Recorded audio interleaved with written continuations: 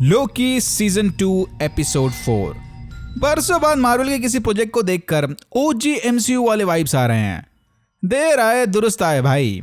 Kang dynasty, multiverse और MCU के future को लेकर फाइनली थोड़े पॉजिटिव होप्स दिख रहे हैं। पिछले एपिसोड के एंडिंग में मिस मिनट रेंसलेयर को किसी सीक्रेट के बारे में बताने वाली थी। वो सीक्रेट रेंसलेयर और ही हू रिमेन्स की पार्टनरशिप को लेकर था। मिस मिनट ने रेंसलेयर को एक रिकॉर्डेड मैसेज के जरिए दिखाया कि ही हू रिमेन्स हमेशा से ही अकेला नहीं था, बल्कि जिस मल्टीवर्सल वॉर की बढ़ाइयां ही हू रिमेन्स सिल्वी के सामने कर रहा था, उस वॉर को जीतने में सबसे बड़ा रेंसलेयर का ही था। रेंसलेयर ने ही हू रिमेन्स की आर्मी को लीड करके उसे ये वॉर जिताया था। बाय द वे, ये वही रिकॉर्डिंग है जिसे लोकी ने पास्ट वाले वॉर रूम में सुना था। तो जो लोग भूल गए, ही हू रिमेन्स ने रेंसलेयर की आर्मी और अलायंस के साथ मिलकर मल्टीवर्स के मल्टीपल कैंग वेरिएंट्स को हराया था और बाद में एक सेक्रेट टाइमलाइन की रक्षा करने इसने टीवीए की बुनियाद रखी। रेंसलेयर ने देखा कि उस वॉर को जीतने के बाद इसे अपना पार्टनर बनाने की बजाय ही हू रिमेन्स ने मिस मिनट्स को बोलकर memory erasing clean slate protocol 42 enable कर दिया और रेंसलेयर और टीवीए के सारे वर्कर्स की मेमोरीज मिटा दिए। बाद में ही हू रिमेन्स सारा क्रेडिट लेकर अकेला टीवीए का लीडर बन गया। यह देखकर रेंसलेयर काफी गुस्सा थी। मिस मिनट्स ने रेंसलेयर को बताया कि टीवीए पर कब्जा करने इन्हें ही हू रिमेन्स की कोई जरूरत नहीं, शायद इन्हें कभी इसकी जरूरत नहीं थी। टीवीए पहुंचते ही विक्टर टाइमली ही हू रिमेन्स और मल्टीवर्सल वॉर के म्यूरल्स को देखकर काफी इंटरेस्टेड लग रहा था कि तभी B-15 और बाकी सारे उसे ओबी से मिलवाने ले गए। विक्टर अभी तक श्योर नहीं था कि वो इन पर भरोसा कर भी सकता है कि नहीं, बट लोकी ने उसे समझाया कि टेम्पोरल लूम को स्टेबल करके मल्टीवर्स को बचाने सिर्फ यही इनकी मदद कर सकता है। ओबी यानी ओरोबोरस से मिलते ही विक्टर टाइमली एकदम ऑस्ट्रक हो गया। जिस हैंडबुक को पढ़कर विक्टर ने अपना पूरा करियर बनाया था, उसके लेखक से मिलकर विक्टर काफी खुश था। बट यहीं पर इस एपिसोड और इस पूरे शो का सबसे बड़ा प्लॉट ट्विस्ट मोमेंट आता है। विक्टर को लगा था कि उसने ओरोबोरस के हैंडबुक को पढ़कर अपना फ्यूचर बनाया है, बट ओरोबोरस ने उसे बताया कि नहीं, उसने ये किताब विक्टर टाइमली के इन्वेंशंस और नॉलेज से प्रेरित होकर लिखी थी। तो आखिर ये हैंडबुक लिखी किसने? इसे टाइम ट्रेवलिंग मम्बो जंबो के फील्ड में बूटस्ट्रैप पैराडॉक्स या ग्रैंडफादर पैराडॉक्स भी कहते हैं।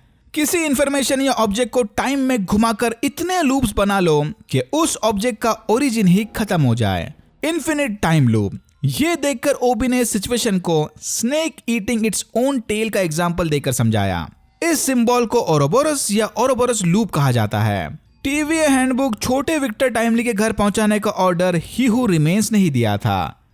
यानी ओबी का नाम ओरोबोरस होना कोई random time travelling Easter egg नहीं है। ही हू रिमेन्स ने जानबूझकर इसका नाम ओरोबोरस रखा होगा, क्योंकि वो जानता था कि उसके मरने के बाद सेम टाइम लूप को फिर से रिपीट करने ओबी बहुत बड़ा रोल प्ले करने वाला है। बट लोकी और सिल्वी ने इन्हें याद दिलाया कि ये टाइम नर्डी पहेलियां सुलझाकर एक दूसरे को इंप्रेस करने का नहीं है। इन्हें जल्द से जल्द कोई सॉल्यूशन निकालकर टेम्पोरल लूम को स्टेबल करना था। ओबी का आइडिया है कि वो लोग थ्रूपुट मल्टीप्लायर को लूम के साथ कनेक्ट करके लूम के रिंग्स को बढ़ा देंगे ताकि लूम ज्यादा ब्रांच टाइमलाइंस को हैंडल कर सके। बेसिकली टेम्पोरल लूम रस्सी बुनने वाले चक्रे के जैसा काम करता है। बट लूम के रिंग्स को बढ़ाने का सबसे बड़ा प्रॉब्लम यह था कि रिंग्स के बढ़ते ही उनका डीके प्रोसेस भी फास्ट हो जाएगा, यानी जल्दी खराब होने के चांसेस। लकीली अपने प्रोटोटाइप टेम्पोरल लूम को बनाते वक्त भी विक्टर टाइमली को सेम यही प्रॉब्लम आया था। उसी प्रॉब्लम को सॉल्व करने विक्टर टाइमली ने यह स्पेशल प्रोटोटाइप डिवाइस बनाया है। ये वही डिवाइस है जिसे लेने के लिए पिछले एपिसोड में विक्टर अपनी लैब में गया था। इसे लिए बिना विक्टर टीवीए में जाने के लिए तैयार नहीं था। यानी धीरे धीरे अब सारी कड़ियां जुड़ने लग गई। फिर विक्टर, ओबी और केसी साथ मिलकर इस नए डिवाइस पर काम करने लग गए। मोबियस का मानना था कि जब तक ये तीनों डिवाइस बना रहे हैं, इन्हें मस्त जाकर पाई खा लेनी चाहिए।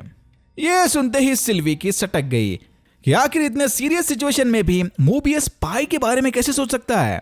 इसे तो ब्रांच टाइमलाइंस और उनमें जी रहे करोड़ों अरबों जानों की कुछ नहीं पड़ी। अगर मोबियस खुद जाकर अपनी ओरिजिनल लाइफ के बारे में इंफॉर्मेशन निकालता तो हो सकता है कि उसे ह्यूमन लाइफ की सही वैल्यू समझ आती। दूसरी तरफ जज साहिबा के कहने पर B-15 जनरल डॉग से बात करने चली गई। इसे लगता है कि B-15 अपनी मोटिवेशनल स्पीच से डॉग्स को भी आने वाले वॉर में इनके साइड कर सकती है। माना कि डॉग्स ने जो कुछ भी किया वो गलत था, but at the end dogs ने जो कुछ भी किया वो TVA और सीक्रेट टाइमलाइन के भलाई के लिए किया। B-15 की बातें सुनकर डॉग्स भी थोड़ा सोच में पड़ गई। ये दोनों एक दूसरे को पसंद नहीं करते, बट डॉग्स को B-15 की इंटीग्रिटी और लॉयल्टी पर पूरा भरोसा है। इसे सोचने के लिए थोड़ा टाइम चाहिए, बट X5 को तो ये सब झंझट छोड़कर वापस अपनी सेलिब्रिटी लाइफस्टाइल एंजॉय करनी थी। सिल्वी ने लोकी को बताया कि उसने विक्टर टाइमली की आंखों में जेन्युइन डर देखा था, इसीलिए वो उसे नहीं मार पाई। लोकी ने इसे थॉर का एग्जाम्पल देकर समझाया कि उसका भाई भी अर्थ पर बैनिश होकर आने के बाद से पूरी तरह से चेंज हो गया था। चेंज और पर्सनालिटी ग्रोथ जिंदगी का बहुत इंपॉर्टेंट पार्ट है, इसे ज्यादा सोचना नहीं चाहिए। अगर सिल्वी विक्टर को नहीं छोड़ती तो आज वो अपने प्रोटोटाइप डिवाइस से करोड़ों लोगों की जान नहीं बचाता। बट फिर भी सिल्वी को अंदर ही अंदर से विक्टर पर भरोसा नहीं था। उसे लगता है कि ये लोग यहाँ बैठकर गॉड गॉड खेल रहे हैं। फिर लोकी ने इसे याद दिलाया कि ये लोग वाकई में गॉड ही तो हैं। रेंसलर और मिस मिनट्स ने डॉक्स और उसके साथियों को अपनी साइड ज्वाइन करने का ऑफर दिया। जो लोग इनकी टीम को ज्वाइन करेंगे ये उनकी जान बख्श देंगे। बट X5 के अलावा बाकी कोई भी डॉक्स और TVA से गद्दारी करने के लिए तैयार नहीं था। तो मिस मिनट्स ने टॉर्चर डिवाइस को एक्टिवेट करके सबको कुचलकर मार दिया। मिस मिनट्स इस इंसिडेंट को कुछ ज्यादा ही एंजॉय कर रही थी। विक्टर और ओबी उस डिवाइस को बनाने में कामयाब हो गए, पर तभी इन्हें पता चला कि मिस मिनट्स ने सारे सिस्टम का कंट्रोल ले लिया है, इसीलिए इनके टेम्पेट्स भी काम नहीं कर रहे। B-15 ने देखा कि मिस मिनट्स ने डॉक्स और उसके मिनटमैन को बुरी तरह से मार दिया है, बट टेम्पर्स डिसेबल होने की वजह से वो किसी को टाइम पर वार्निंग नहीं दे पाई। जब ये लोग मिस मिनट्स के प्रॉब्लम को सॉल्व करने में बिजी थे, तब Victor Timely hot chocolate machine को चेक करने चला गया। पिछले एपिसोड में हमने देखा था कि विक्टर को होम अप्लायंसेस जैसे मशीन्स में काफी इंटरेस्ट है, इसीलिए इसने अपने लिए स्पेशल फ्रिज लगी चेयर भी बनाई थी। बट इस कोको मशीन को चेक करते वक्त X5 ने उसे किडनैप कर लिया। X5 विक्टर को लेकर सीधा रेंसलर और मिस मिनट्स के पास चला गया। फिर ये दोनों विक्टर से उसके प्रोटोटाइप डिवाइस के बारे में पूछताछ करने लगे। लोकी और सिल्वी विक्टर को ढूंढने चले गए, तो ओबी मोबियस और बाकी सारे टेम्पोरल रूम के कंट्रोल रूम की ओर निकल गए। सिल्वी के लिफ्ट में जाते ही मिस मिनट्स ने लिफ्ट का दरवाजा लॉक कर दिया। जल्दी हमें पता चला कि ये वही टाइम है जब लोकी टाइम स्लिपिंग से आजाद होने ग्लिच मारकर TVA के फ्यूचर में आया था। यानी लोकी को जिस बंदे ने पीछे से प्रून किया था वो खुद फ्यूचर वाला लोकी ही था। फिर लोकी ने अपने पास सेल्फ को प्रून करके खुद के टाइम लूप को कंप्लीट किया। अगेन ये ओरोबोरस टाइम लूप्स इस एपिसोड का काफी इंपॉर्टेंट पार्ट है। सिल्वी भी किसी तरह लिफ्ट के दरवाजे हैक करके बाहर आ गई। लोकी ने कंफ्यूज सिल्वी को बताया कि बाद में ये प्रून वाली बात उसे अच्छे से समझ आएगी। अभी लूम पर फोकस करते हैं।